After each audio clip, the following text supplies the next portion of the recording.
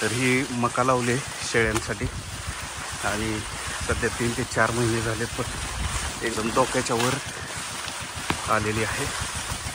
तर आमच्या इकडे डाळिंबाग फवारायला सुरू होतं. तर औषध संपलेलं आहे, तर औषधमध्ये मला परत हे करायला मिळालं.